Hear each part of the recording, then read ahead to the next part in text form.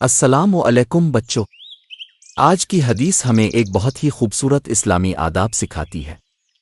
آئیے دیکھتے ہیں رسول اللہ صلی اللہ علیہ وآلہ وسلم نے ہمیں کیا فرمایا۔ رسول اللہ صلی اللہ علیہ وآلہ وسلم نے فرمایا، السلام قبل الکلام۔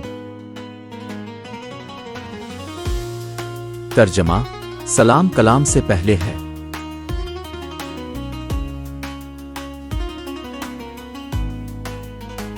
یعنی جب بھی ہم کسی سے بات کریں یا ملاقات کریں تو سب سے پہلے سلام کریں۔ اسلام میں السلام علیکم کہنا صرف ایک الفاظ نہیں بلکہ یہ دوسرے کے لیے دعا ہے۔ اگر آپ گھر میں اپنے والدین کے پاس جائیں تو سب سے پہلے انہیں سلام کریں۔ اسکول میں دوستوں کو ملیں تو سب سے پہلے کہیں السلام علیکم۔ اس سے دلوں میں محبت بڑھتی ہے۔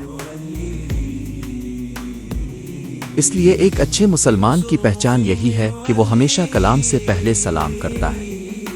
اس سے مسلمان ایک دوسرے کے قریب آتے ہیں اور بھائی چارہ بڑھتا ہے۔